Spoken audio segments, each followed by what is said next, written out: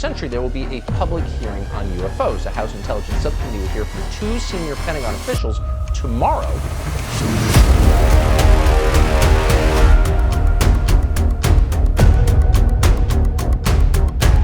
If Congress can't get answers on something this simple from the Pentagon, how can we expect that Congress really knows what's going on with the Pentagon at all? Federal lawmakers who have been briefed on the sighting say we're dealing with something quite different this time. And NASA Administrator Bill Nelson said it's something that the space agency is very serious about. Of course, there's another theory that this is adversary technology from Russia or China, for example. But, you know, the extraterrestrial hypothesis is out there too.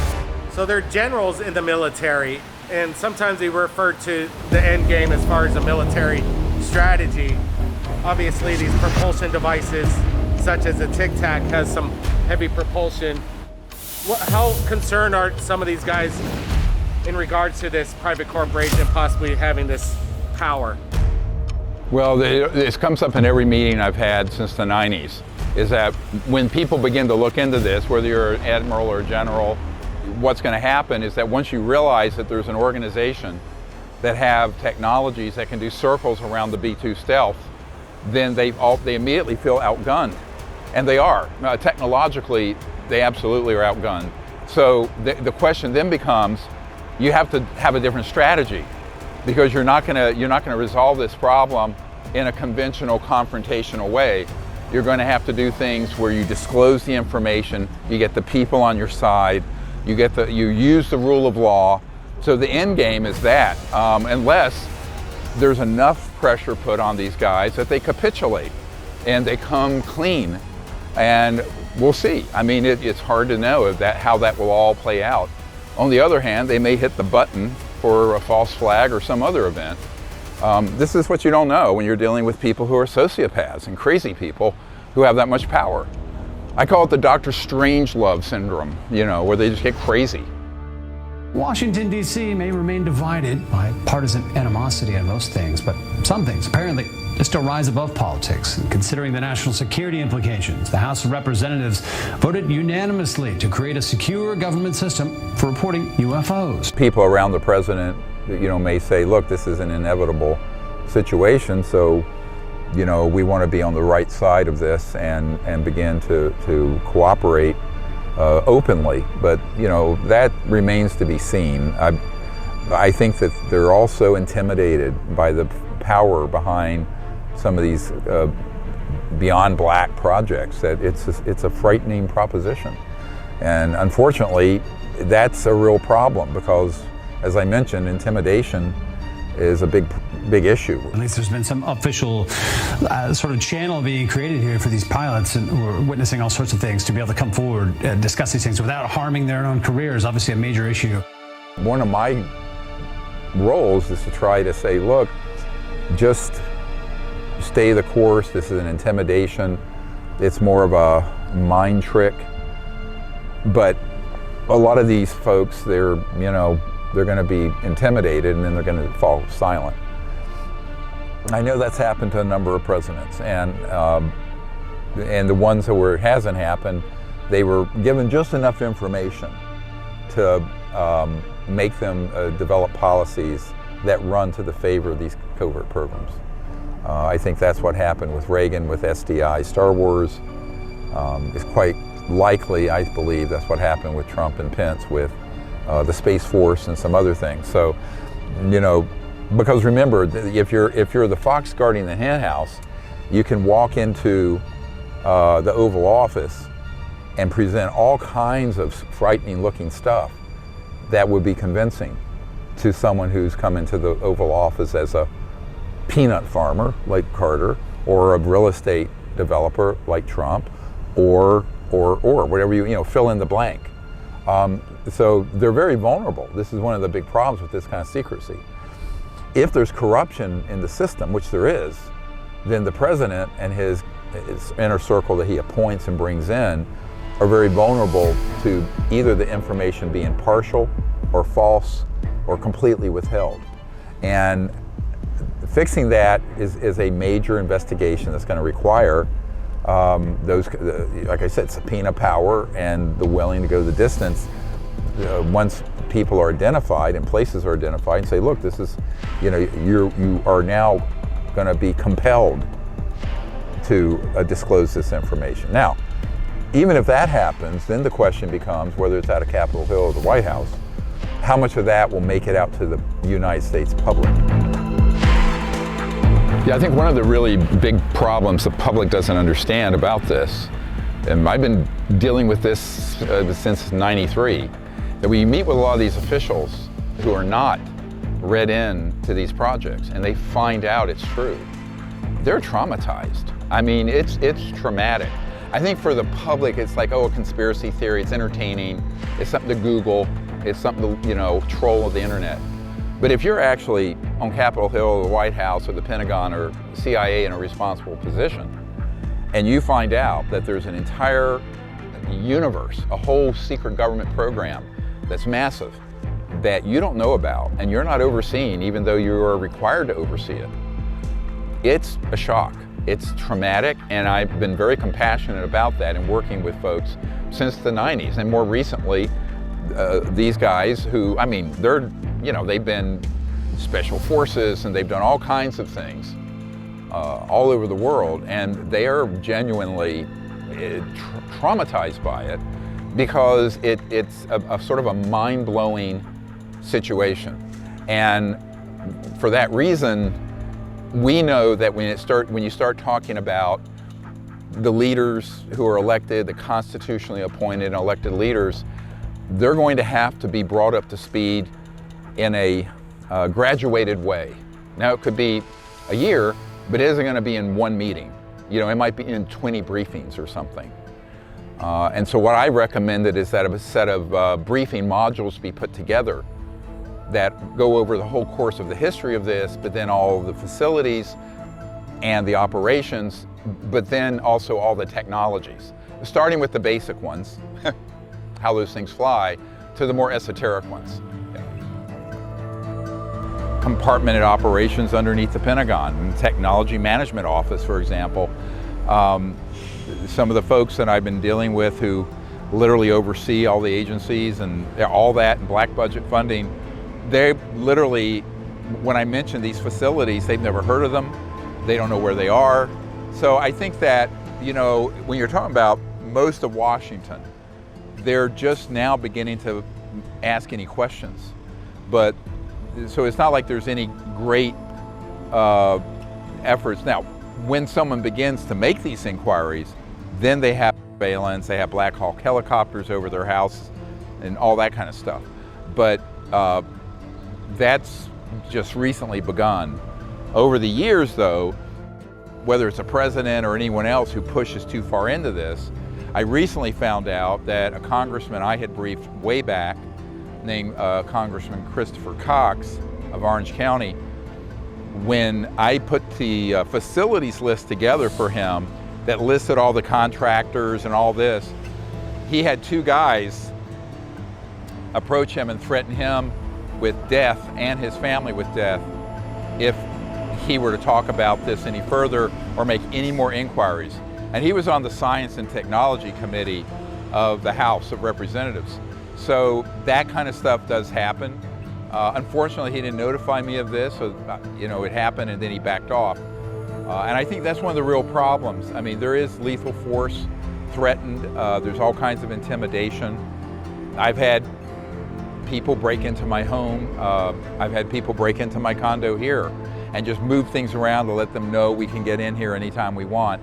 And I think for a lot of people who are elected officials and they start running into this, they don't realize what kind of buzzsaw is out there, how serious these guys have been about keeping this secret.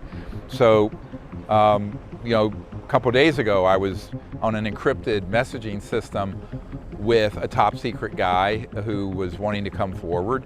And in real time, he was sending me video of Blackhawks that were circling his house out in the middle of nowhere, way out in the upper Midwest. So that really does happen. But, most of those enforcement issues, you're not going to see it at the Situation Room in the White House or a skiff up on Capitol Hill. Eagle has landed. Tonight, NASA accepting a mission that so far has proven harder than landing a man on the moon.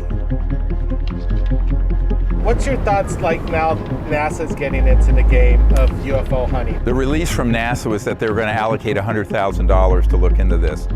Let me explain how $100,000 will get you 2 paper clips, maybe. So again, I don't think anything serious is going to be done by NASA. My understanding is they're doing things to check off a box, but there is an investigation that we can talk about that is very effective and that's working, and that is really getting to the bottom of it. It is not at NASA. If you're seeing it in the media or on Politico or on the internet, those are all things that they're just wanting to check boxes so that members of Congress feel like they're doing something. It's like when I grew up in the South, they'd say, look busy, Jesus is coming. There was this whole mindset of you just do busy work. So the Pentagon office, this NASA initiative, I would like to be proven wrong, and certainly if those guys invited me in to get actionable intelligence, detailed information, I'd absolutely do it, but we'll see. I mean, you know, a broken clock is right twice a day. It's possible that they'll actually do something, but they're not going to do anything with $100,000, which is why in their release it said they were going to allocate. Is NASA being straight with us? I don't. Apparently, they're getting into UFO hunt right now too. They say they are. The American public turns it up. Not on the Tim Burton's of the world. I'm already there. I know we got to do something. We better find out. I think we need to find out. So with this evidence coming in from NASA, for the years of Third Phase of Moon, we've been keeping a close eye on them. They're one of the most biggest archives of the UFO phenomenon that exists right now.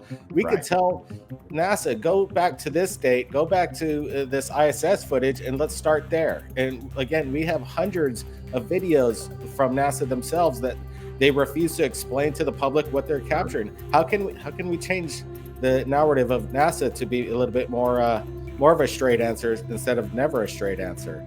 We got to get more people than me in Congress that are going to ask those tough questions. You know, we're talking about NASA and what NASA hasn't done all these years since the last time we were on the moon. You know, they want to go into the UFO studies. They have thousands of images that have been taken by the astronauts, either at the International Space Station or on the shuttle, or even going back to Gemini and on Apollo. So for them to just get into it, you know, say they're getting into it now, why haven't they been investigating it since they were formed? That's their job.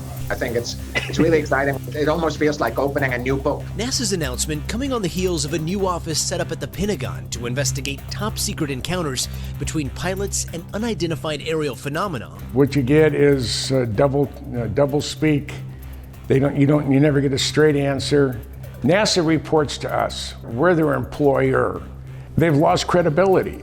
We're falling by the wayside, and our federal government is failing us. As for what they are? So far, we've seen NASA say that there's no evidence that this is extraterrestrial life. But does that mean that it's not extraterrestrial life? I'm a scientist, and if somebody asks me, is this extraterrestrial life? Frankly, at this moment in time, the simple answer is the right one, which is I don't know.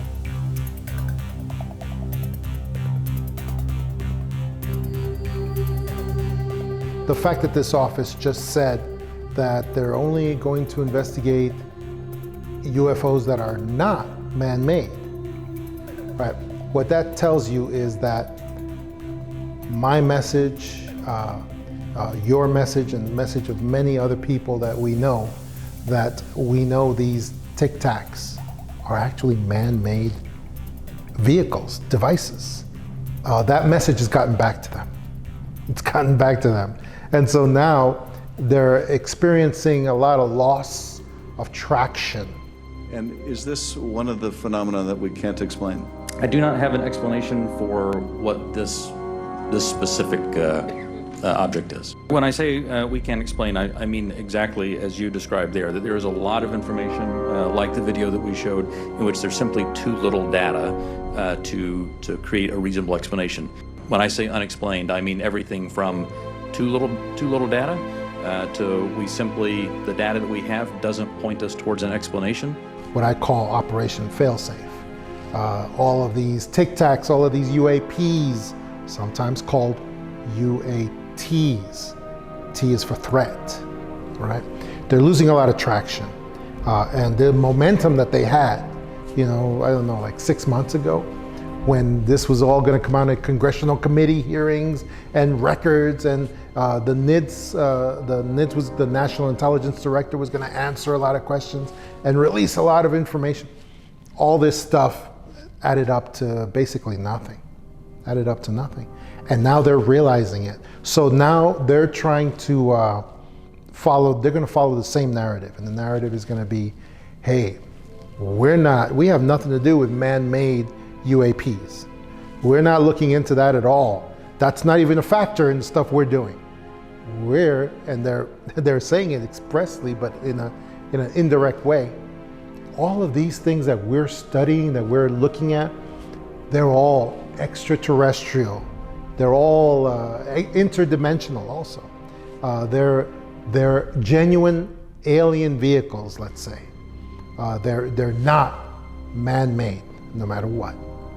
And I don't think that's not really gonna help them too much in the long run, because there have been so many people that have been looking at these videos, been looking at these things. We see no clues that lead us to the conclusion that this is definitely extraterrestrial.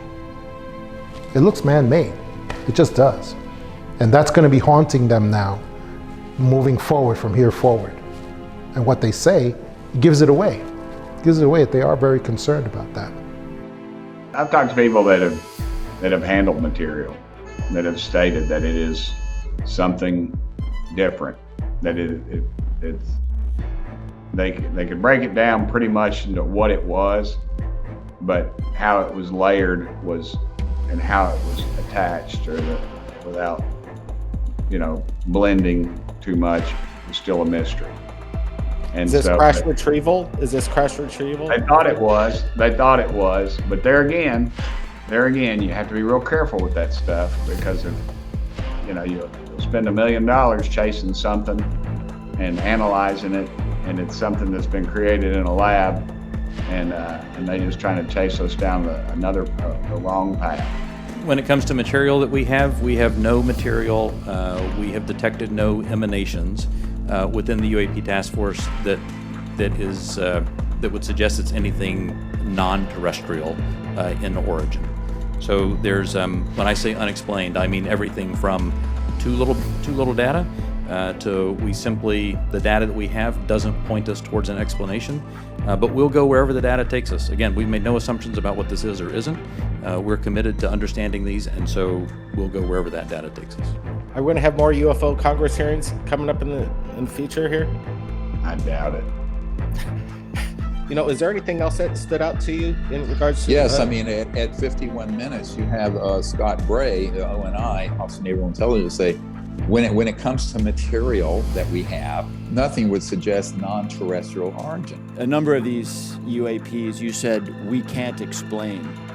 Again, in the service of sort of reducing speculation and conspiracy theories, we can't explain can range from a visual observation that was distant on a foggy night, we don't know what it is, to we've found an organic material that we can't identify, right? Those are radically different worlds. So when you say we can't explain, give the public a little bit better sense of where on that spectrum of we can't explain we are.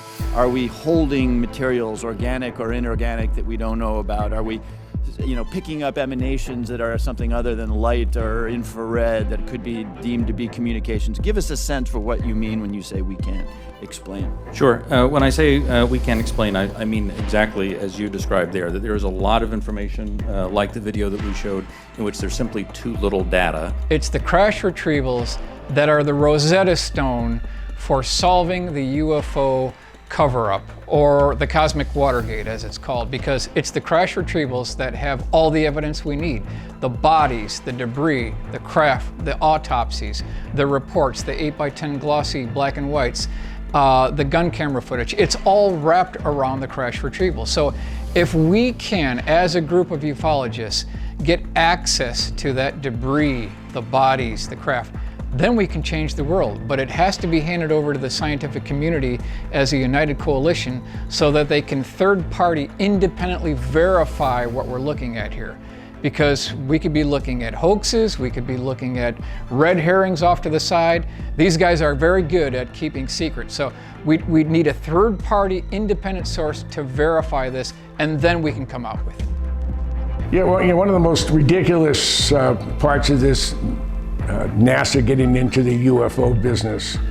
They made the statement that they're not going to have anything to do with man-made UFOs. Well, how in the heck do you know if it's man-made unless you investigate it, unless you have some good imagery? So the fact that we don't have anything sharp, we don't have anything definitive of what a UFO or a UAP, it's a friggin' flying saucer. And for NASA to have all this stuff in their files already, it makes no sense. It's really an insult to those of us that have been digging, those of us who have spent time and energy trying to track this stuff down, and we're just getting nothing but double talk from NASA. They're not doing their job. They're not producing product that we bought and paid for. NASA or Galileo project, if they were to capture something in our solar system, like a craft approaching Earth, would they be able to get that out to the public right away, or would national security kick in? Well, it depends on who's funding them and what kind of contract they have. Again, I think it's going to have to be somebody who's going to have to leak it. Somebody's going to have to leak it and just put it out. And risk prosecution.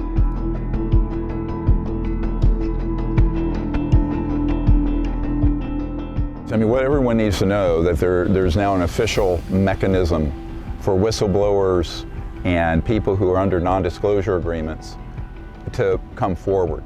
And that law makes a pathway for people to come forward. Now, the problem is, Politico and a lot of news organizations have had stories about that, but those folks, who are they going to contact? So what I'm saying, I'm making an appeal here, they should contact me at our website, SiriusDisclosure.com, SIRIUS disclosure.com. There's a contact box just for witnesses, military whistleblowers, and that will get passed on to me, and then I can bring those people to the correct folks here in Washington who are in charge of this investigation. Because most people would try to contact that Pentagon office. That's not where anything's happening, all right? So the folks I'm working with are involved with the intelligence and military and those committees, National Security Council, et cetera. And they're the ones who actually are going the distance and drilling the deepest on this. And in the last year, since I've been providing really specific intelligence and introducing them to certain key people, they've actually gotten dozens of people to come forward, and there's actually a whistleblower suit proceeding, but it's very classified at this point. So that's really big news, because in my 32 years of working on this issue, having met with all kinds of folks over the years, it's only in the last 6-8 months, maybe a year, that what I just said has been even a possibility. No one's ever taken it this far before.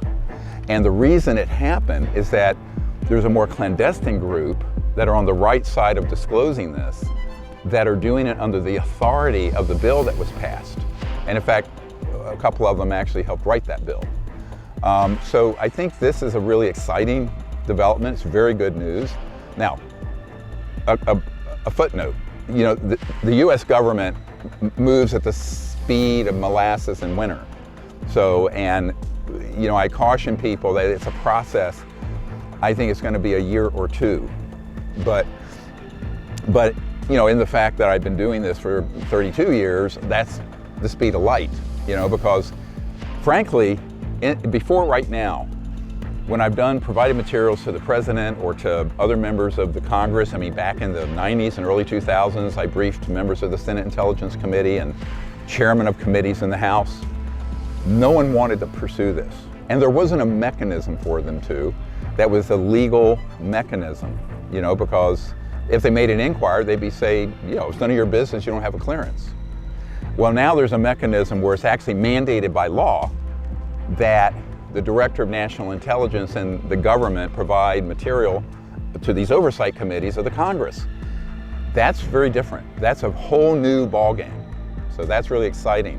And I think that's a door that's open now. I don't predict how long that door will be open. It could close like that. I mean, so we want to move through that door with as much information, whistleblowers, evidence. The other thing is that our group separately, the Disclosure Project in 1997 and 98, declared these illegally run classified projects a criminal organization. And we stated that anybody who has information, documents, materials are free to speak to us and to the public. That was a letter that's called a unless otherwise directed letter, UNOD. And my military advisor said, look, this is how you have to do this. So the way it's worded is, unless directed otherwise, this is our assessment. These projects are being run illegally, therefore we can disclose any document, classified or not, any testimony or material, you know, parts, without penalty of the law. And from 1998, which I gave them a 60-day period to respond, to now, no one has ever contradicted that assessment. And in fact, the people now that I've been meeting with know that what I said about that is 100% true, that the projects that are being operating, dealing with the UFO, UAP issue, all that has been run completely illegally without oversight. And where the thuggery of threatening even officials, as I mentioned, a member of Congress that I briefed, being threatened with he and his family being killed. So that is the sort of thing that you're now crossed the line. You're outside the umbrella of the Constitution and the rule of law. Therefore, they're playing naked, and that's what we've been saying. But what I said in 97 and 98, which was the foundation of these first group of military whistleblowers to come forward in 2001 with the Disclosure Project here in DC at the National Press Club, that's now gotten to the point where it's enshrined in the law. And so that's a really big development, because before it was a civilian with no standing making this statement. And for a lot of military guys, they say, well, that's probably legally true because we ran it past our constitutional attorneys, but I'm still afraid. Well, now I can say, now there's people to give you protection and a mechanism. So if we're ever going to get this resolved, here's the window. Let's move through it.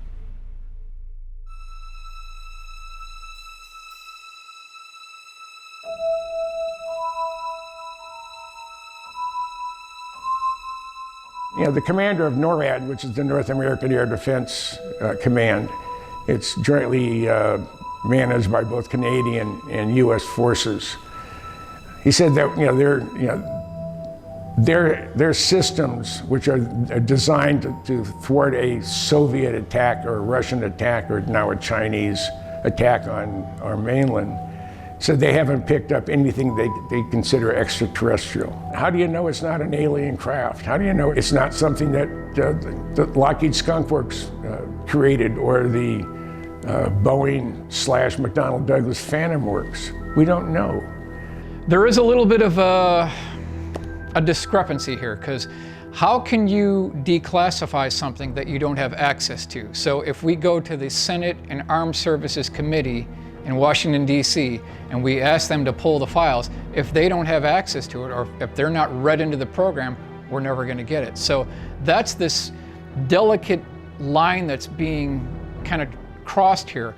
Somehow we need to get access to these programs, but still keeping under the umbrella of national security. And so you can see the way this government is trying to play this. They're trying to keep the secrets on one end, but then on the other end, we've got these congressional hearings that are just they're almost throwaways. They're really not doing anything. They're not moving this field any further. It's also been reported that there have been UAP observed and interacting with and flying over sensitive military facilities, particularly, and not just ranges, but some facilities housing our strategic nuclear forces. One such incident allegedly occurred at Malmstrom Air Force Base, in which 10 of our nuclear ICBMs were rendered inoperable. At the same time, a glowing red orb was observed overhead. I'm not commenting on the accuracy of this. I'm simply asking you whether you're aware of it and whether you have any comment on the accuracy of that report. Let me pass that to Mr. Bray. If you've been looking at UAPs over the last 3 years. That data is not within the holdings of the UAP task force. I know that our government and the military hasn't been sitting on their hands on this situation, because if it's a threat to national security, if these unknowns can fly over a military strategic missile facility like Francis E. Warren or Minot Air Force Base, and they control virtually all of the Minuteman IIIs that are in the upper Midwest. For them not to get excited or have some of the best equipment, monitoring equipment going when these things have been shutting down ballistic missile sites. They're not interconnected. They're separated because that's their protection. And some craft, this number of years ago, literally shut down over half of the silos in the missile complex. Okay, but are you aware of the report, or that the data exists somewhere? I have heard stories. I have not seen the official data on that. So you've just seen informal stories, no official assessment that you've done or exists within DoD that you're aware of regarding the Malmstrom incident? All I can speak to is what's within my cognizance, the UAP task force, and we have not looked at that incident. When he was saying that he had absolutely no knowledge of unknown alien craft overflying our military installations and affecting our nuclear triad, the man should have been fired right there. I mean, that's gross incompetence. If they're there representing the federal government, and we're going to take our best and brightest and we're going to investigate unknown aerial phenomena, also called UFOs, and you have someone who has absolutely no idea of what of some of the instances that is general public that I know about. People who who aren't military historians or whatever have read about it. It's been on the front pages. It's been on the news. Well, I would say, it's a pretty high-profile incident. I don't claim to be an expert on this, but that's out there in the ether. You're the guys investigating it. I mean, who else is doing it? If something was officially brought to our attention, we would look at it. There are many things that are out there in the ether that aren't officially brought to our attention. So how would it have to be officially brought to your attention? I'm bringing it to your attention. Sure, so, this is pretty official. Sure. So we'll go back and take a look at it, but generally there is some authoritative figure that says there is an incident that occurred. We'd like you to look at this. But in terms of just tracking what may be in the media that says that something occurred at this time, at this place, there are probably a lot of leads that we would have to follow up on. I don't think we're resourced to do that right now. Well, I don't claim to be an authoritative figure, but for what it's worth, I would like you to look into it. And sure. If for no other reason, you could dismiss it and say this is not worth wasting resources on. I was listening to these witnesses. I'm saying, my gosh, if I was that stupid, and that's the only word I can, that or incompetent. I'm up there in front of the world talking about a subject matter that everybody has an interest in, even if it's remote interest. When you say, hey, there's flying saucers out there, there's things that go bump at night, everybody sort of goes, oh, really? So it's not something that it's a fly-by-night. It's not something that doesn't spark anybody's interest. But to have two people up there representing our government, which we're supposed to be the best and the brightest, coming across as an absolute fool. And they were coming across like a couple of Jehovah's Witnesses have come up to your door and they weren't prepared to speak about the Almighty. I mean, it was a joke. It was a joke. It's a waste of time. These documents include include reports on the biological effects of UFO sightings on humans, something we haven't heard before. The report describes 42 cases where humans sustained injuries after alleged encounters with, quote, anomalous vehicles. In some of the cases, humans, the Pentagon says, showed burn injuries or other conditions related to electromagnetic radiation. What do you make of this? These UAP encounters that cause brain trauma when you get in close proximity to it, from Gary Nolan. Is this proper language? Well, look, you know, a couple months ago there was a 1,500-page release from the Department of Defense of alleged contact cases with UFOs that resulted in all kinds of injuries.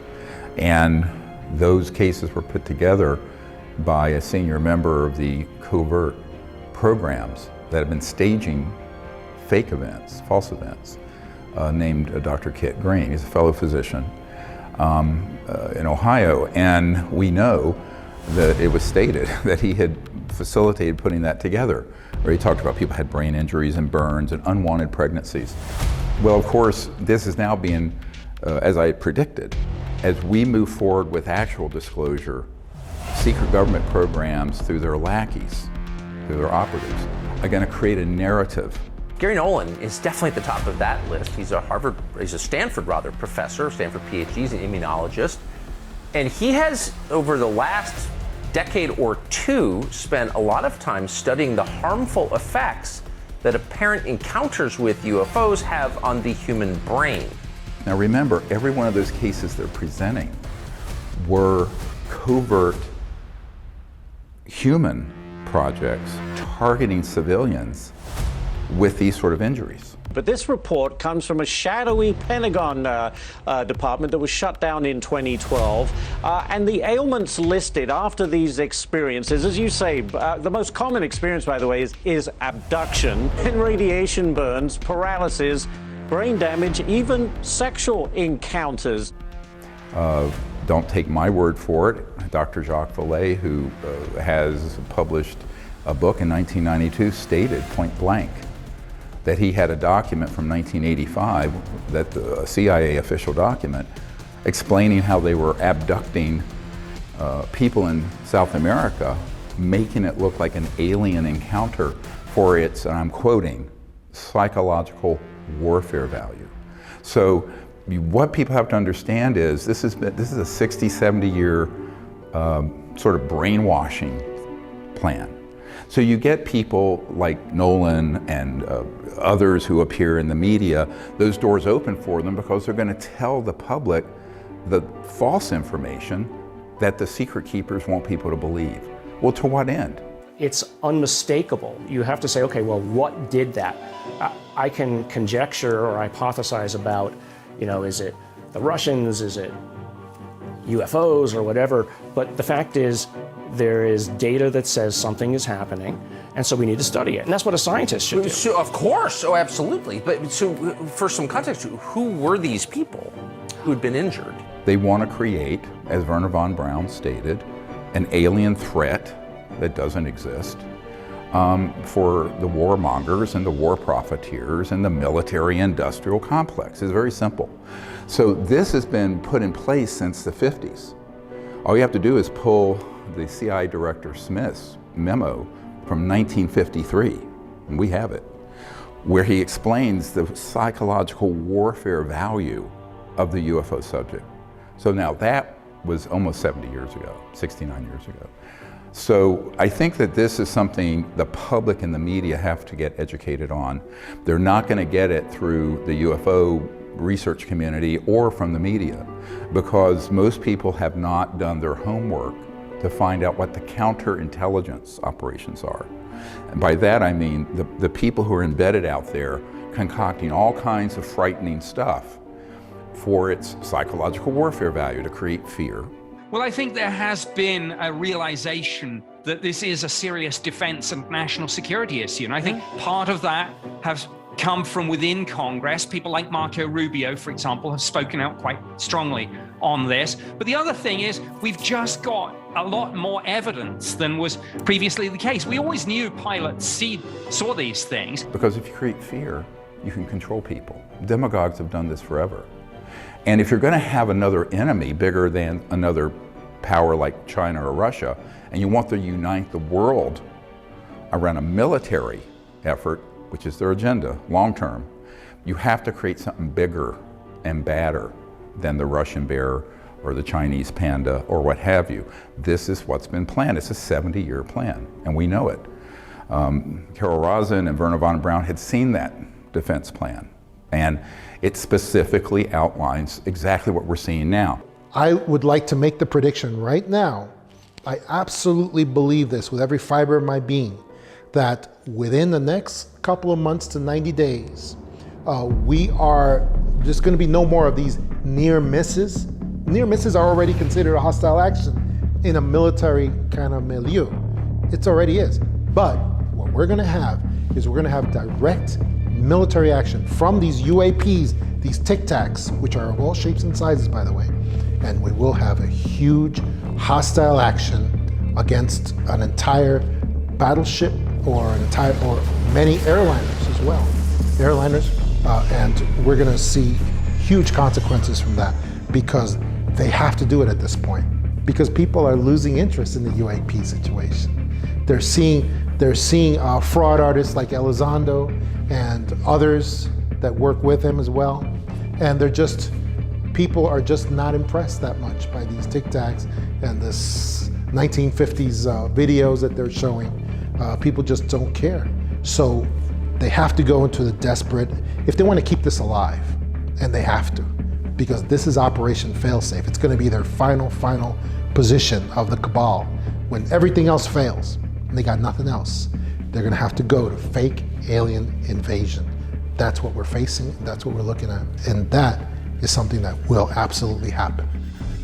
What they're doing, what the secret, illegal, unconstitutional government is doing, is getting both witting, knowing people who know they're putting out false information, and a lot of unwitting people, naive people, who will just take the bait. And so most of the media does not have any real depth of research on the issue. So if they get something that gets released from the Pentagon, like these 1,500 pages of terrifying accounts, they're not saying, who's doing this?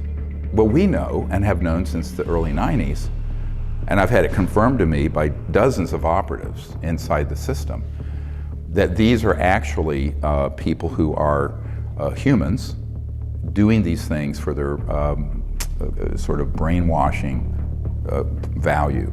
Because if you don't have another big enemy, as one of my military advisors said back in the 90s, God help us if peace were to break out, we'd all be out of business. So, there's this sort of manipulative aspect to this, and that's what that's about. So if you just keep that in mind, when all these things are rolled out, you're gonna go, well, is it real or is it false? Obviously, I would say 90+% of everything that's gonna come out is false, and that's why people have to be very skeptical and very thorough in their research. Dr. Greer had talked about, and he wrote a white paper that discusses this. If you've got a classified program, you've got a USAP program, unacknowledged special access program. So from the very get-go, if this is contrary to the Constitution at the very beginning, then the entire program goes against the law. So they're not bound to their national security oaths because it's extra constitutional from the very get-go. So you can see the way Greer has played this is very masterful, it's very genius. So not necessarily are all these people under this umbrella of secrecy if the entire program is extra constitutional from the very beginning. And so it's a very good play that we can capitalize on, and it might be a wedge to get in there so that some of these programs can be declassified. What kind of programs? Programs associated with the analysis of retrieved debris. In 1952, we have a very interesting source. She passed away now, but she was present at Wright-Patterson Air Force Base where over 1,000, and I'm going to repeat, 1,000 artifacts from multiple UFO crash retrievals were, number one, photographed, bagged, tagged, and cataloged, and it's sitting in a warehouse at Wright-Patterson Air Force Base right now. So they cannot claim that they don't have physical evidence. They've got the evidence, it's just they don't have access to it, or the people below them are not read into the program. Remember, they're very, very advanced material sciences and technologies in human covert programs that have been reverse engineered. So whether it's a nanomolecular material that's human or something of extraterrestrial origin, you'd really have to know what you're looking for. I don't know who's possessing that material. I don't possess it. I would know what to look for. But, you know, it'd be impossible to know without the provenance of the material, but then also, you know, getting down to the nanomolecular level of how it was made, you know. You want to go right? Right here, yeah. So what about these politicians? You know, there's a couple coming forward. Is that a positive thing? Is that this? Yeah, there are quite a few politicians. I mean, this is how these bills were passed, and the Congress coming forward, you know, who are very interested in the issue. And over the years, I've met with many of them. At a certain point, it creates, you know, a pressure to look into this, that there's got to be something to it. That doesn't mean that they have been briefed on what's actually going on, because it takes a very long time to get to the bottom of this very deep hole, black hole that they've created. So, you know, when you're dealing with an illegally run black project, you know, you're dealing with people that I've worked with for years who have clearances, you know, top secret, black projects, unacknowledged special access projects, and they don't have access. As you know, and as Dr. Greer has talked about, the United States government does not build anything. They source it out to contractors. So a lot of these times, these programs, whatever they build, whatever they saw, whatever they reverse engineered, is outsourced and it is proprietary. So you can't throw a FOIA request at something that's proprietary because it's contractor based. So you can write all the FOIA requests you want. If it's a proprietary contractor program, they won't release it. And so that's one thing we're up against. The other thing we're up against is it doesn't matter what your rank is in the House, in the Senate, whatever you're in the Washington Beltway there, if you're not cleared and read into these programs, you're not going to get access to it. So when we have these congressional hearings that we've been recently seeing, and they don't have access to these programs, so how are they going to filter that down to the general public? They don't even have access to the program. So it's going to take a monumental crusade to, I think we have to go beyond Washington, D.C. We have to go to the scientists and we have to go to the witnesses and engineers who worked on these programs and work it that way. Well, you know, remember, the Pentagon office is, at this stage, sort of storefront, like Project Blue Book was in the 60s. It's a very small operation. The people in there have not been read in. They've probably been told what to say. That's not where the real investigation is happening. That's a different discussion. But they're there because it was mandated by law that they be there.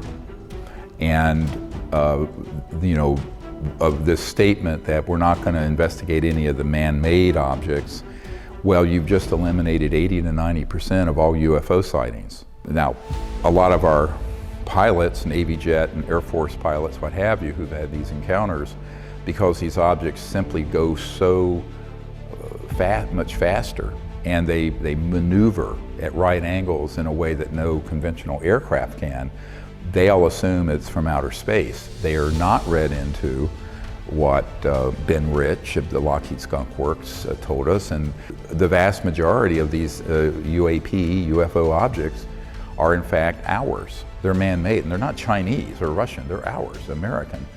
So I think this is sort of a big, they're hoodwinking the Congress, and they're actually deliberately pulling their punch on disclosing the biggest part of the secret. Now, I will say 10-20% of things that have been seen are of extraterrestrial origin. It's a minority. The majority are actually ours, and but that's a bigger secret than the alien part. Why? Because here's the linchpin of the secrecy: to disclose to the public that those are ours would also would omit that we already have the energy and propulsion systems to replace all the oil and gas and coal and nuclear power and wind and solar on the planet. Why? The sensors, the Pentagon has admitted, they're infrared sensors of the Tic Tac and these other objects. There's no heat source, there's no jets, there's no rockets, there's no nuclear device on board creating energy, because that would be a huge, as you know, nuclear fission or fusion creates an enormous amount of heat. Nothing. Well, how are they moving? Well, they're using they're using electromagnetic field propulsion, which are very high voltage systems. We understand how they work, but for these covert programs that have been run illegally and without oversight, to admit that, for any part of the US government to admit that, it'd be a scandal 1,000 times bigger than Watergate or Iran-Contra or anything you can think of. Because what it would mean is all the deaths from our space program and shuttles and Apollo missions like my uncle worked on, and all of the pollution and all the poverty in the world and all the environmental degradation has been unnecessary since 1954. So for the past 68 years, we have not needed rockets, jets, gas engines, or any of it. Now, that statement is, I know some people would say, an outrageous statement, but it can be proven. I mean, there's plenty of documentation. Even aerospace journals back in the early 50s, before they mastered quote unquote gravity control, talk about this. So the reason this office has probably been told, I mean, they're sort of just mouthpieces saying what they're told to say by someone, that we're not going to look into the things that are made by humans, is because the ones that are human are most of them, so then they don't look into them. And number two, to disclose their existence would be to pull the curtain back on the crown jewel of the secrecy, the reason for the secrecy. Because it's all about macroeconomic and geopolitical control. And if you bring out technologies that allows every home, office, manufacturing plant, village in Africa to have its own energy source without a transmission line and burning expensive fuel, oil, gas, coal, you've just changed the whole geopolitical macroeconomic system. The power equilibrium of the world is going to shift away from a handful of global oligarchs to we the people. So it's sort of, I view this coming out properly as sort of the next American revolution, bloodless, we hope, that has to happen. It isn't a revolution. It's a revolution in thought. It's a revolution in energy, technology, science, energy, propulsion, and most importantly, how society would be structured. Because the evolution of fascism was actually powerful industrial private interests colluding with and controlling government and using government. That's the root of fascism. But that's what this is. What Eisenhower called the military-industrial complex. He was using a different term for the old 1900s, early 20th century fascism.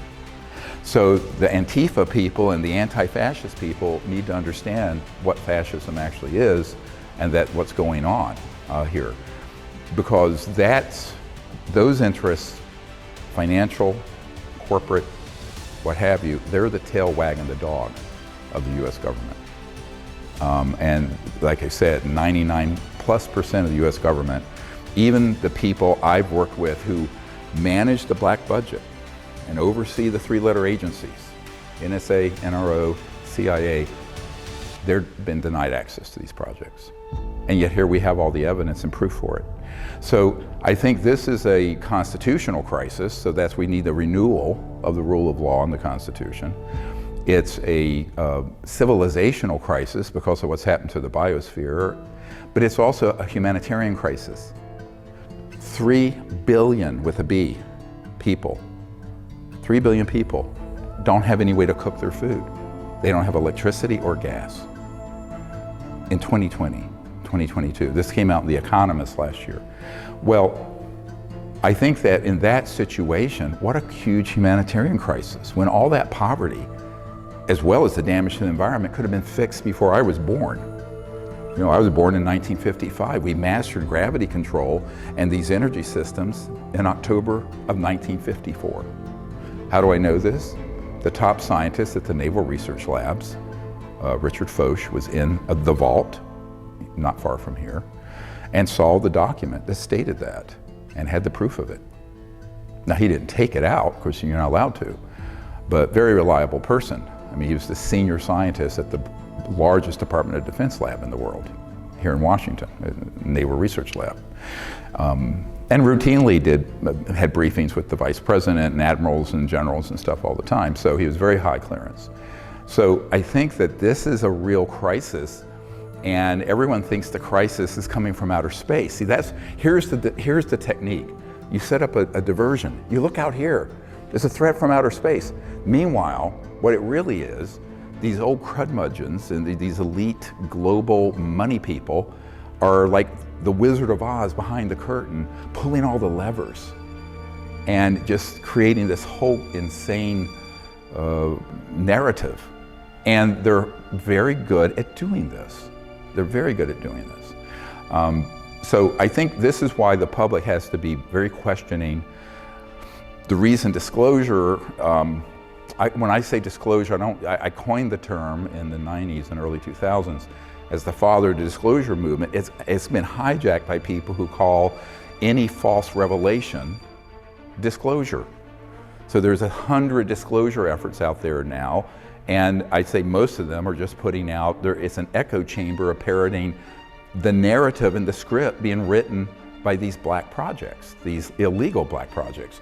So I'm a big skeptic. I always have been. I mean, if you take 99% of what's presented on this subject, that you go to any conference or internet search or what have you, I go, that's false, that's false, that's false, that's false, and can be provably so, but no one's listening because it's more exciting to get all, worked up about a threat from outer space. It makes for excitement and the juices get flowing because humans love to have someone to hate, right? We've had some of the pilots and the intelligence people talking about them, and now we learn that this is an ongoing situation, and it's not just UFOs. Frankly, they've been looking at other things which sound like they come straight out of an X-Files script.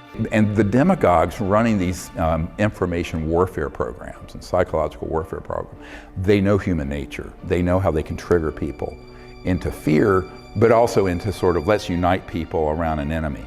Short of a couple of little green men landing on the south lawn or the north lawn of the White House and saying hi to the press corps there, or landing at the next Super Bowl and dropping in, what is the bridge between these videos and we know that whatever this thing is, it is not human?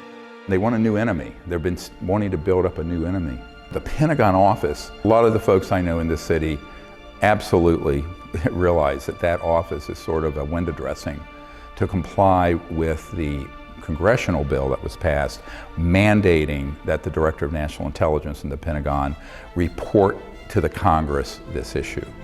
But a true investigation absolutely is not writ large. I'm on the record here and I'm in a position to say this authoritatively.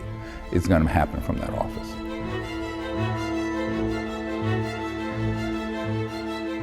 I think what's going to happen with UFO, we're going to have somebody on the inside who's going to have to leak it. He's going to have to leak some stuff, photographs. Would that be in danger with breaking the NDAs? Yeah, and again, absolutely. They risk going to jail. But what if what they're revealing is an illegal operation? Therefore, it'd be covering something that's illegal. So then there wouldn't be any. You trust the crooks to give you a fair trial?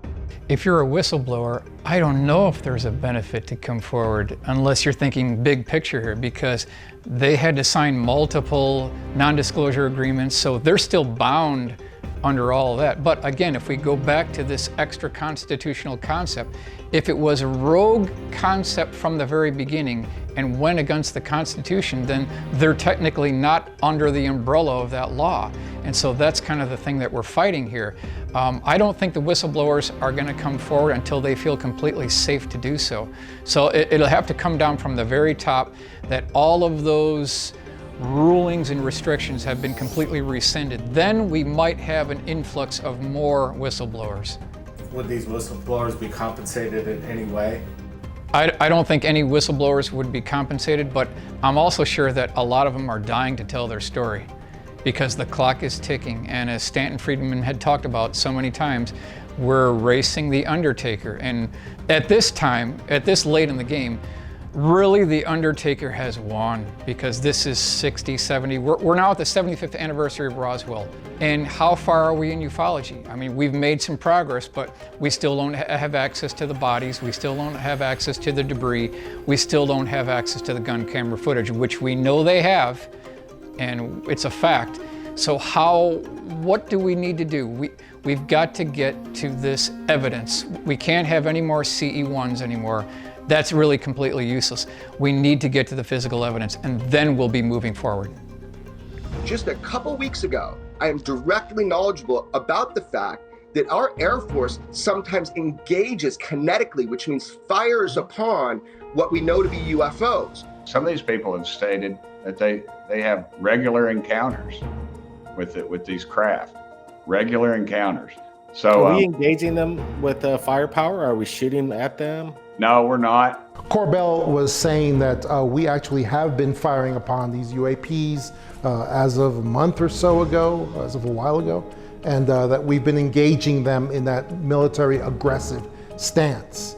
And Congressman Tim actually said the opposite. He said, no, there's no way that we would fire upon these UAPs just for the sheer technological superiority of these vehicles. I mean, can you imagine getting one of these vehicles really pissed at you? If you're just in a conventional jet propulsion engine plane, you know, it wouldn't be good. It just wouldn't be good. And I think the people who give the call, the green light, red light, to go ahead and shoot, I think they know that. They know that. And they feel that dissuasion. They feel that that they shouldn't shoot at these things because it would turn out real bad.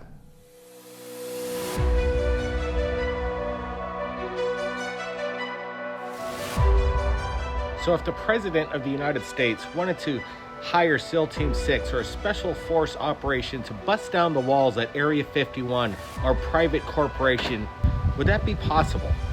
I don't really think it's going to happen quite that way. In terms of, you know, them busting into places and bringing things out. It's going to be a negotiated situation by using leverage.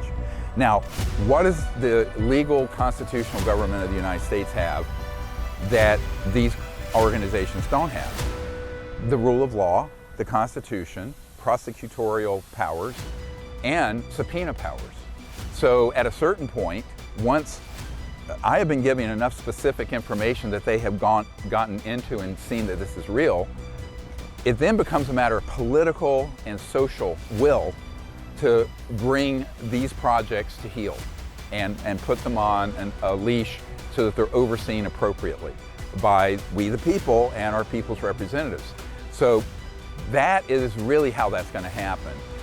You know, someone recommended when Obama got inaugurated that I recommend that he go in with tactical nuclear weapons into some of these facilities. And I said, this is the craziest thing I ever heard of. I said, no, we're not going to recommend that. But it wouldn't work anyway because they would just self-destruct all those assets because they have things in place to do that. So it has to be done very smart. You know, now there has to be a serious threat, not a violent threat, of consequences, because ultimately, if a group, organization, corporation stays on that path, they're actually committing treason. And treason can be prosecuted up to and including execution federally.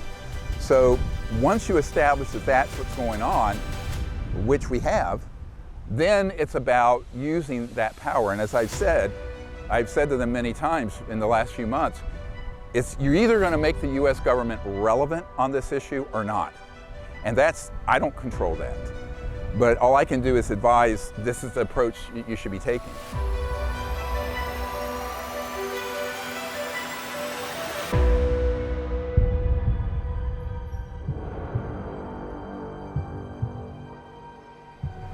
Do you ever feel like you're being watched over here? Like people following you? You ever look over your shoulder? No, I don't worry about that, no. There was a time I did.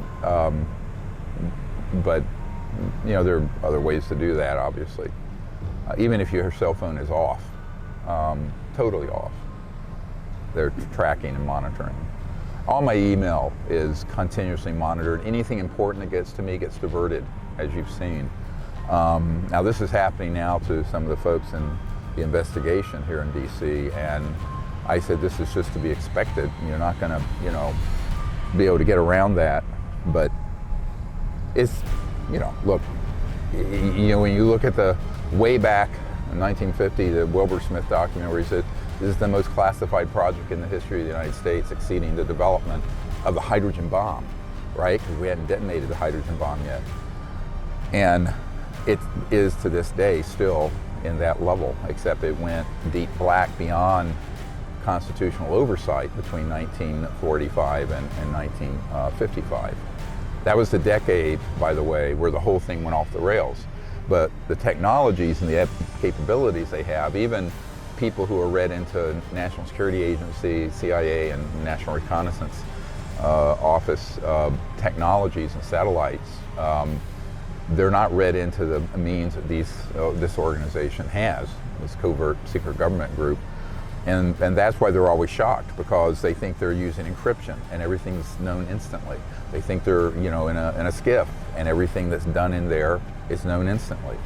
And I started warning people that in 1993, when the man who set up my meeting with the CIA director wanted me to be going to phone booths talking in code so nobody would know. And I said, John, this is not going to work.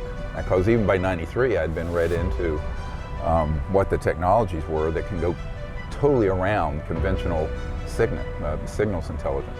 So anyway, I just am very patient with it, because I understand the SecOps, security ops that people have to do to comply with their regulations, because they're employed in the government. I, on the other hand, have never been in the government. I've paid a few $1 million in taxes, but I've never gotten an Indian head nickel. But that's something I just understand, because that's the way, you know, their world works. But I just tell them, don't expect it to keep you from being tracked and monitored in real time. I mean, after all, except for the names and personal confidences I keep, which I'm very strict about, you figure I'm not going to keep a secret from any of these guys. As Ben Rich said, there are no private conversations anywhere on the planet. That was one of the things Ben Rich said in that lecture. And that's true, by the way. So, once you realize that, then why waste the time? I tell people strategically, if you do a lot of, spy versus spy weirdness, trying to be so paranoid, then all you're doing is slowing yourself and your team down, but you're not slowing down your adversaries here, the people who are, the criminal organization doing this, because they got technologies that are many generations ahead of what even folks who are managing the black budget know about. So, at a certain point, once you realize that, it's very liberating. Why? Because you don't have to keep a secret. You just, like I said, the only thing when I'm talking to people is that if I have, if a colonel or some operative out of Area 51 contacts me and wants their name to be kept strictly quiet, I keep their confidence, But other than that, the information, and it's sort of like the Chatham House rules in London, the think tank. I went to a secret meeting once and they invoked the Chatham House rules. And what that is, it means that you can share anything you hear at the meeting, but you can't cite who said it. You can't disclose who the source was. So I was there as the keynote, talking about these technologies and this issue to a whole group of elites on an island off the coast of Australia. There was about 120 global elites there. But the reality is more than 90% of all the men and a few women that come to me, they're not wanting to have their identities known in the public. They may be happy to let their identities be known to the folks that I'm providing materials to here in Washington, but not to the general public. So I go, okay, that's your requirement. So I think there's, a whole ethics around this, which is also very old-fashioned, some would say, but, being trained as a doctor, it's like doctor-patient privilege. And they know I'm going to be very strict about that. So. One of the problems you run into when you're dealing with an area where you absolutely need and require a security clearance, and you've signed a non-disclosure agreement, what are the ramifications if you decide to go public? Bob Lazar did it. He decided that it was worth the risk because he felt that his life was in danger, and that may be the catalyst that makes someone else decide, I'm going to do what's right. I'm going to go public on what I know, what I've seen. And that has to happen. There's got to be legislation put forward. Now, I don't think it's going to happen with this president, maybe his replacement. But it has to be done because this information has to get out. If we are being visited by interdimensional beings from wherever, we should know about it. We should be prepared. If you don't know who your adversary is, if you don't know who the enemy of the people are, besides the federal government, you're putting yourself at a disadvantage. And I'm talking about the world in general, not just individuals, and I want to know. And I've been criticized for asking, demanding answers from my government, but it is my government, and it's for the people, by the people. There are people in some of these organizations who feel that, they are God Almighty. They have all the information, and we can control your destiny by what we know, and we're not going to share that information with you. And to me, that's baloney. That's un-American, and that's just wrong.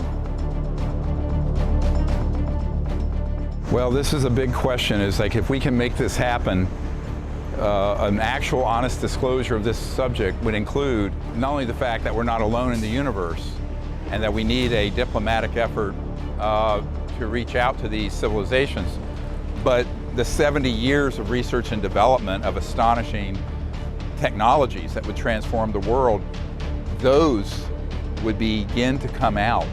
And the world in 10, 20, 30, 40 years from now won't even look like this planet.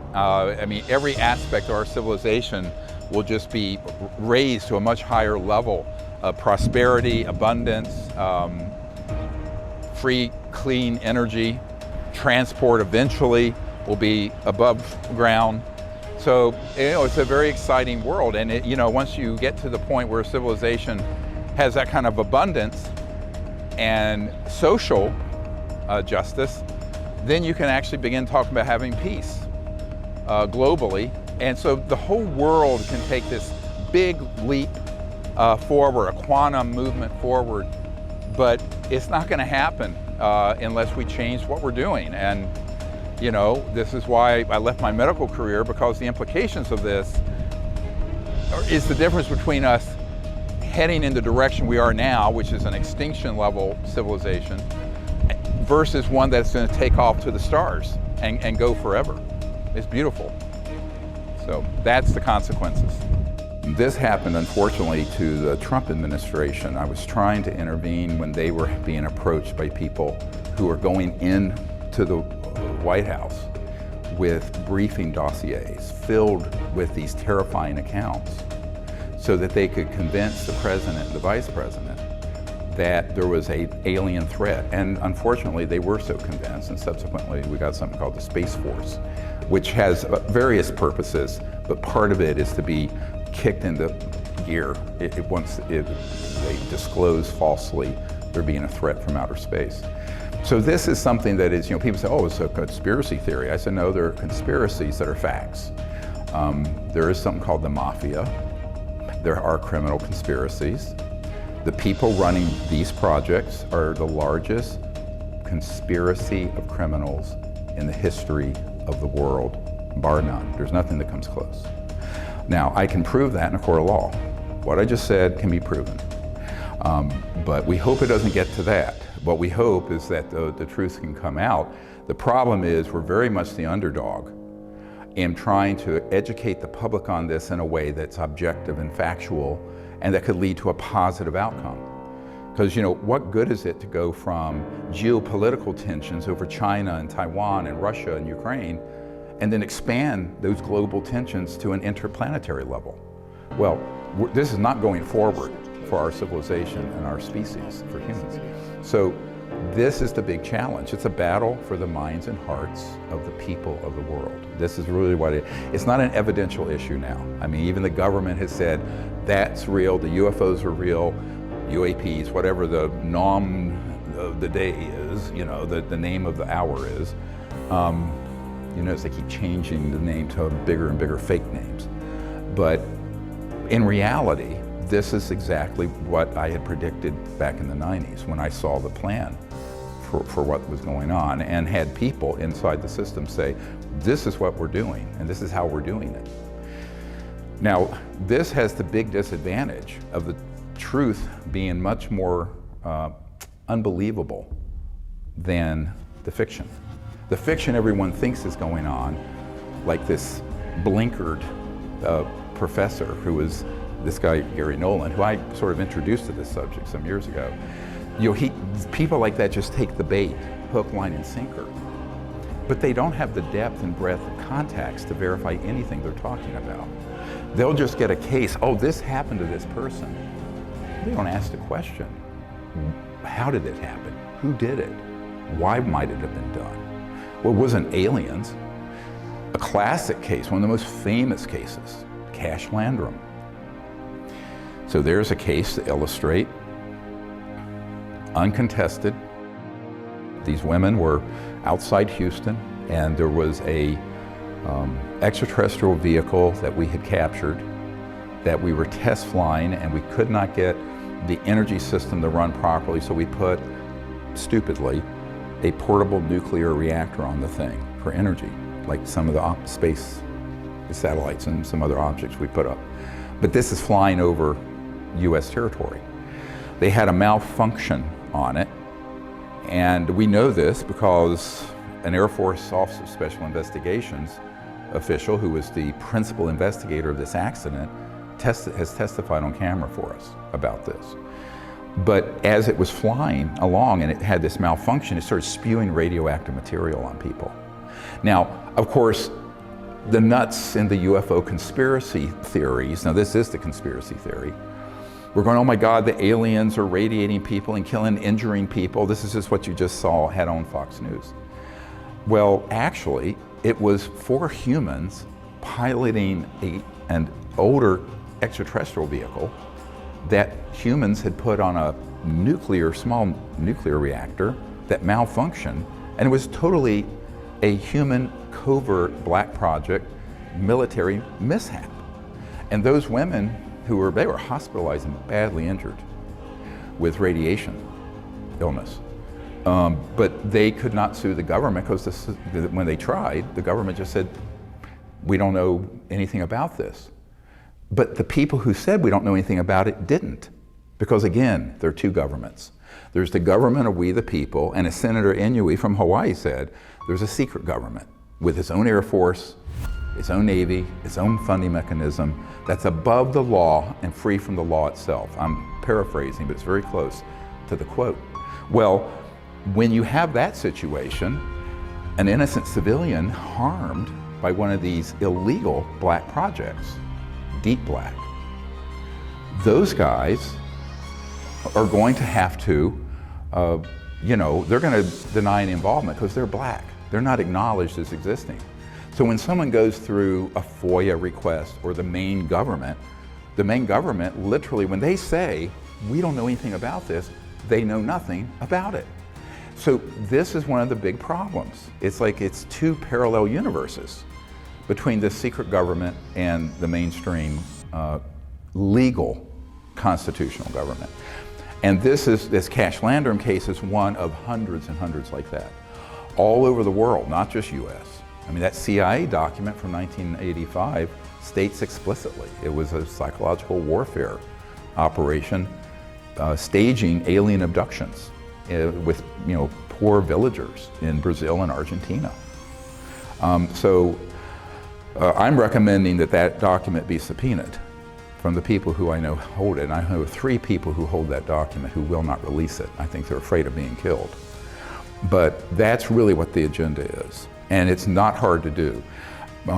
Moreover, there have been a number of accidents that have been like the test flying or a malfunction of a man-made anti-grav, alien reproduction vehicle, whatever you want to call them, where they will then make it look like it was some alien, unknown UFO, UAP thing.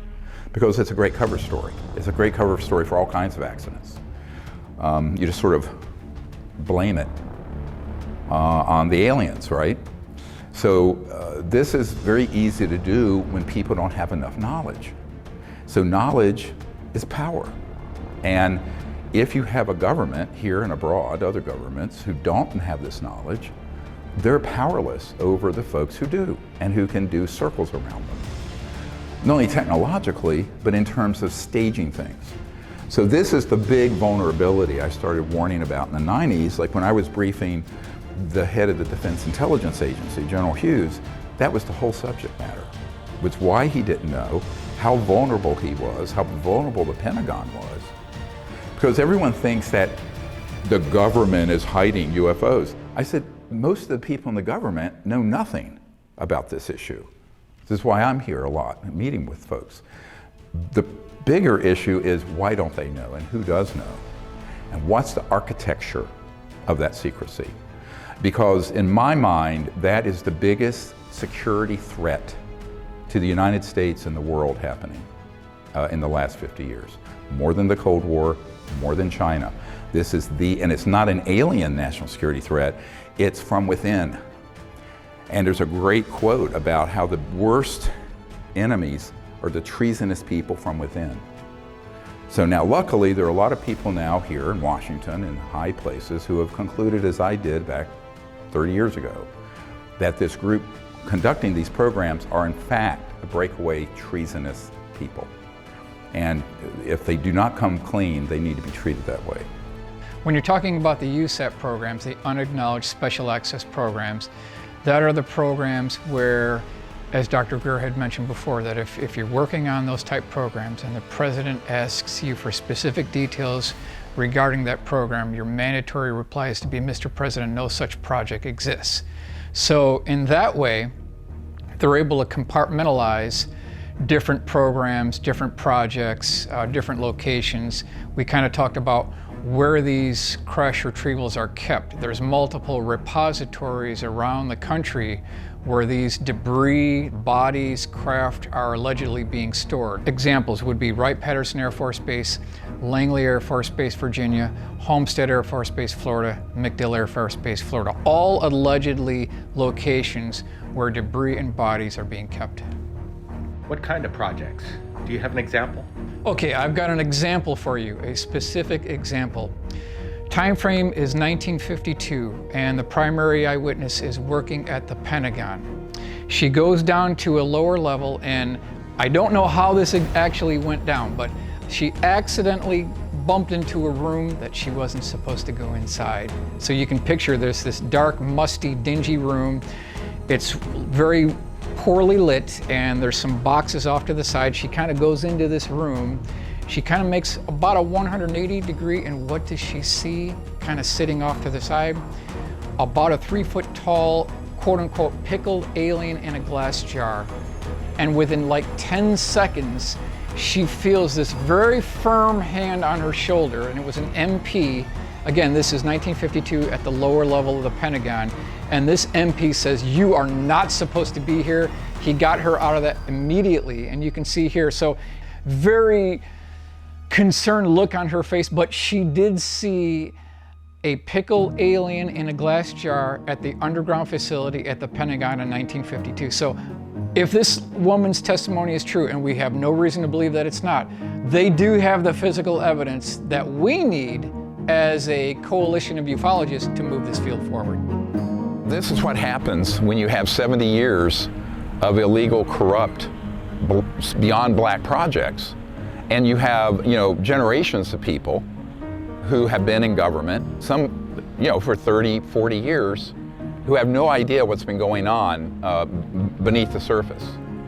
To the point that some of these folks who are at that level of oversight, and oversight of the intelligence community and the black budget of the United States, they didn't know that there were DUMBs, deep underground military bases. They didn't know there were connectors between, say, Edwards Air Force Base and that facility and the Nellis Range, so-called Area 51. I had to dredge up the actual blueprints of the machine that built them and told them about which corporations, like Bechtel Corporation and others, that ran and built those with a beyond black budget authorization. So all of this gets to be very complicated, including the money. So one of the first questions was, how is this being funded? I said, well, several mechanisms. One, they'll say the B-2 stealth bomber costs $2 billion a copy. Actually probably costs more like 100 million, 150 million. The rest is diverted into a black project that they don't know about and have not approved. Now, that is, in fact, embezzlement of U.S. federal taxpayer dollars. The other issue is corporations that have gotten spin-offs of these technologies that have been studied since the 40s and 50s, the reverse engineering of extraterrestrial advanced systems, who then have it pass on some of that information to a corporate public entity that can then sell you a fiber optic system or a night vision system or an advanced integrated circuits and things of this sort. So that creates a profit center for subsidiaries of these corporations. And of course, the darkest is the illegal running of both arms and drugs by some elements, the darkest elements of these covert groups. And that is not an urban myth, that is real. And I had two men. One was a senior executive with SAIC, the Science Applications International Corporation. And the other one was a former congressman who was a bit of a consigliere for George H.W. Bush, a senior. And they both, I met with them here in Crystal City near the Pentagon at the congressman's condo. And they explained to me how there was an army of 8,000 men that were running drugs illegally, that were under cover of military, covert, secret projects, and that this was destroying things. I mean, it's an absolute destruction of our planet. I will tell you, Director Deutsch, as a former Los Angeles police narcotics detective, that the agency has dealt drugs throughout this country for a long time. Director Deutsch, I will refer you to three specific agency operations known as Amadeus, Pegasus, and Watchtower. I have Watchtower documents heavily redacted by the agency. I was personally exposed to CIA operations and recruited by CIA personnel who attempted to recruit me in the late 70s to become involved in protecting agency drug operations in this country. I have been trying to get this out for 18 years, and I have the evidence. So we had this long discussion about the rot and the danger of this kind of secrecy, because if no one's controlling them or watching them, all kinds of things can happen, and that's what has happened. So this is now let's talk about what this is really about. It's really about the renewal of democracy, because everyone says, oh, we're in a free country and a democracy. But how free and how democratic can it be if the most important technologies, the most important discoveries are kept from the media and the public and our policymakers?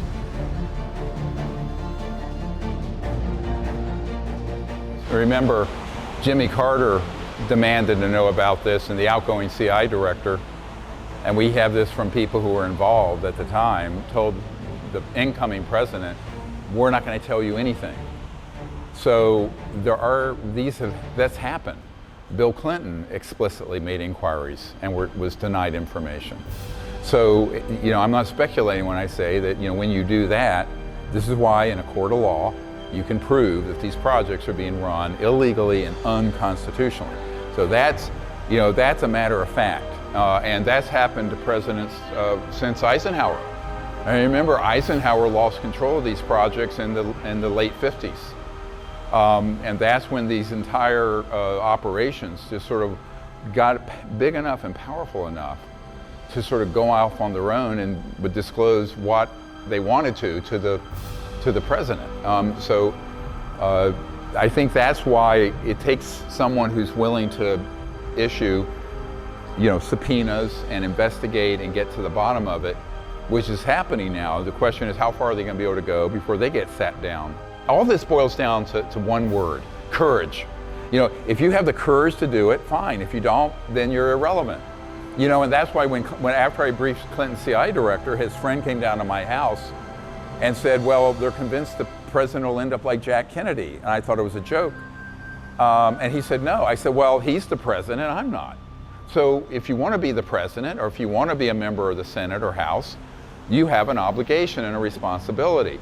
Now, if you want to shirk it, then you can't complain about the fact that this is an out-of-control black project. So you either have to, step up to the plate or get off, move out of the way. But for decades, people have not been willing to do either. They just have too intimidated because of the threats and bribes and all that kind of stuff. I mean, I've had so many of my colleagues that I started working with who've gotten threats or buy-offs and then were subsequently corrupted. So I think that's, one of the real problems in a city like this, where you spread enough money around, you twist enough arms, you get what you want. So I always say the indispensable currency in all this, to me, isn't money. It's the courage to do it. And if you don't have the courage to do it, then you've just made yourself, whether you're the president or you're the chairman of the Senate Intelligence Committee or whoever, you've made yourself irrelevant. So being relevant on something like this means having the courage to go the distance. So there's something there, we just don't know what it is. Do you think it could possibly be Russia or another foreign adversary? That's why we need to find out. Because if there is an adversary with that kind of technology, then we definitely need to be very, very careful.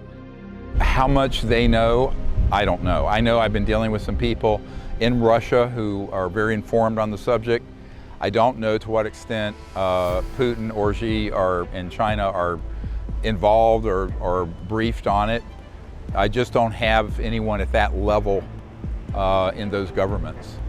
Here I do, but in the United States and Great Britain and other countries. So that's a big question mark. Interestingly, there are members of the Senate who've been questioning whether these UAPs are from China, which they're not. But I think that's one of the problems is that during even the Cold War, there were events with UFOs that were mistaken as a possible incoming threat from the Soviet Union. And something like that is dangerous. So I think this is another reason why the extreme secrecy on this issue is a danger to operational, tactical decisions that are being made at the Pentagon or CIA or wherever, because most of those guys don't know what these objects are. So something could happen, they think, oh, that's coming from China or Russia or whatever, and it isn't. It's coming, it's either, it could be a man-made UFO or it could be an extraterrestrial one. So not having that in your algorithm, not having that in your list of things, maybe it's this, maybe it's that, maybe it's this, that is really dangerous. And I think this is a big problem that doesn't get talked about in the media. There's a threat to the national security that's very severe related to UFOs. But it's not that the UFOs from outer space are a threat, the human secrecy is a threat. And that's what the first director of the CIA wrote to the New York Times in a letter, and we have the letter, Admiral Roscoe Hillenkoetter, where he said the secrecy around UFOs is a threat to the national security. This is 1960 or 61. So that, don't take my opinion, Take the opinion of the very first director of the CIA.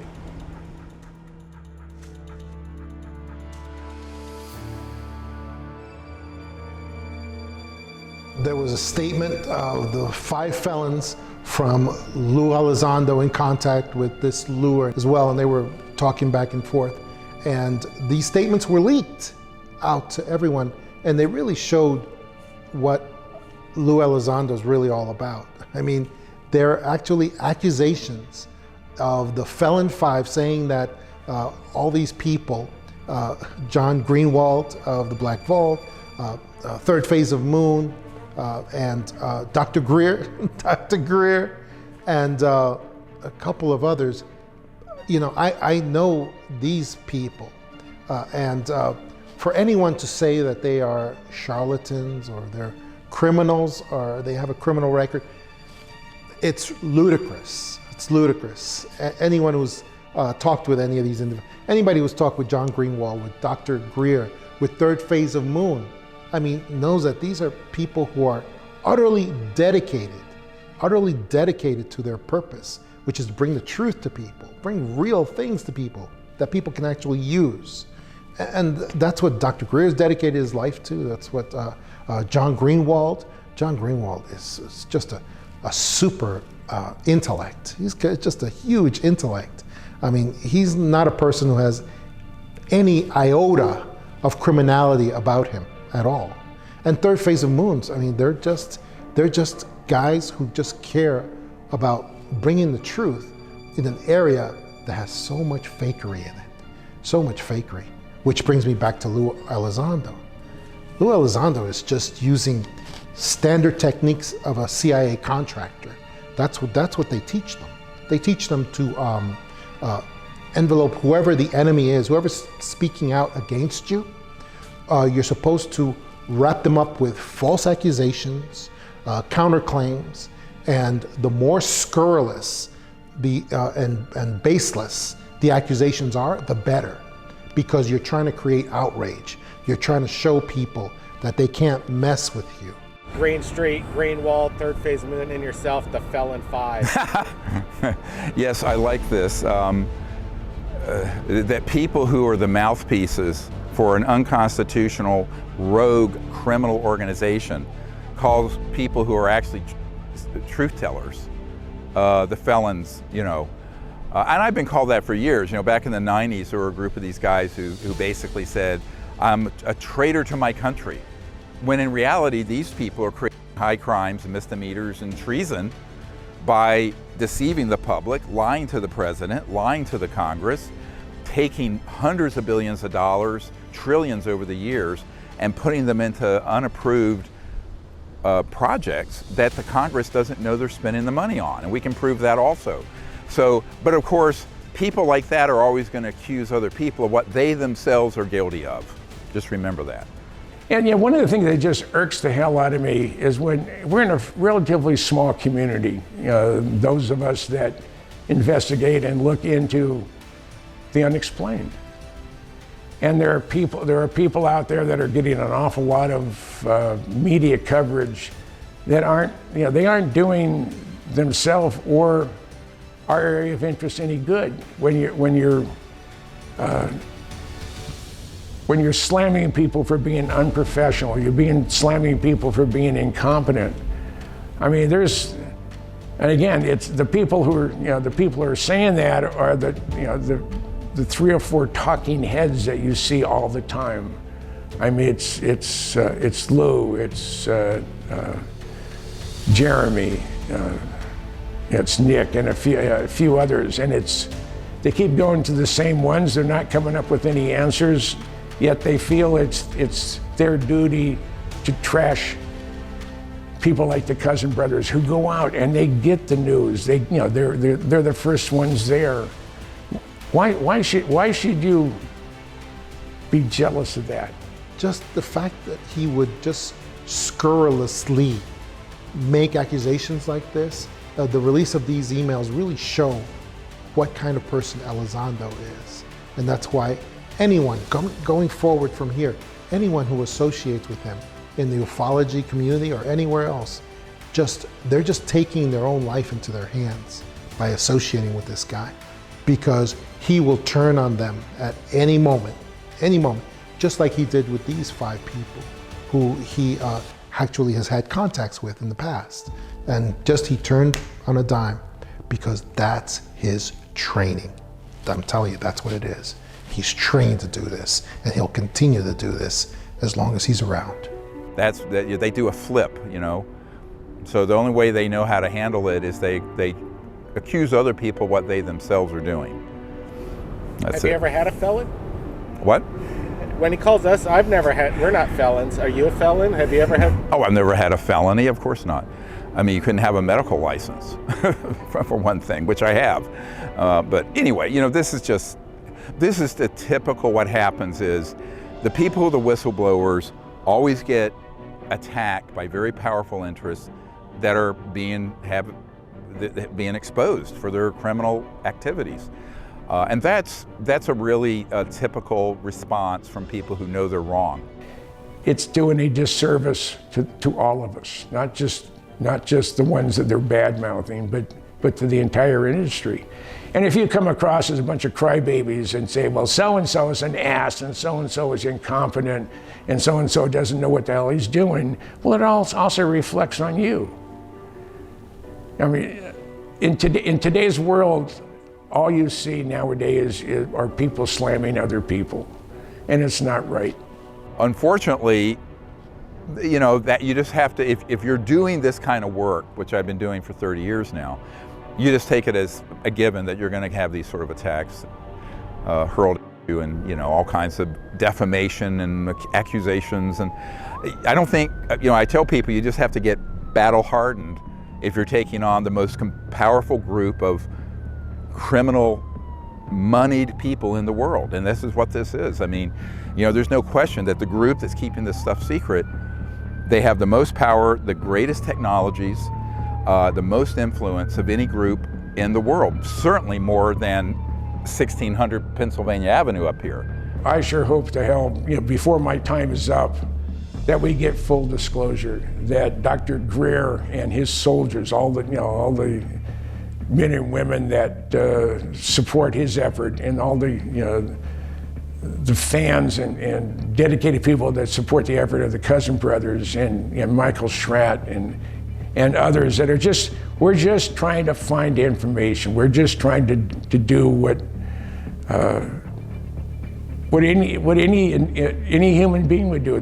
You know, I'm curious to who are these people, and I'm hoping before I start pushing up weeds, that I'm hoping that there's an answer. I'm hoping there's full disclosure, and they tell us, okay, this is where we came from, this is where we're going, this is how they got here, this is what it means to civilization and humanity in general. And I'm hoping that day comes while I'm still here. Now, I'm fearful I'm going to live to be 105, and I keep having recurring dreams that I'm still around in 2050. And hopefully something will happen by then. Hopefully something will happen before the end of the year. And if not? Pardon? And if not? And if not, I'm going to come back and I'm going to hunt all you bastards that wouldn't release the information. If my mom can do it, she was born on Halloween, and you know, she had an incredible spirit, and I have some of that same spirit in me. But if there isn't disclosure when my day comes, I'm going to come back and I'm going to be one hunting son of a bitch, and I'm going to make life miserable for everybody that denied us access and full disclosure. The entire field of ufology has this strange self-protection automatic system built into it, because it's so crazy, it's so outlandish, it's just so oddball sounding. Bodies and aliens and craft and debris in a big cover-up, and it's been lasting for 75 years, and we have nothing to prove. So you can see it's got this self-protection fail-safe mechanism built into it. The story is so crazy, the government really doesn't have to do too much to keep their secrets, because it's so outlandish. We're the ones, you know, keeping the cover-up alive, because we're talking about these stories. And so you can see how it's easy for the government to keep this secret because the story is so crazy. Without that physical evidence, we'll always be in this zone of mockery and belittling. And the giggle factor is still alive, even after all these congressional hearings. What we need to pierce through is the Leonard Stringfield crash retrieval case's actual physical evidence. Then we got something. So it's easy to trigger the fear, and people are going to assume it's from outer space, it's a threat, oh my God, I'm so scared. So it would be nothing at this point, after 70 years of this kind of planning, brainwashing, disinformation, to have one singular event happen. It could be a fairly minor event. That'd be it.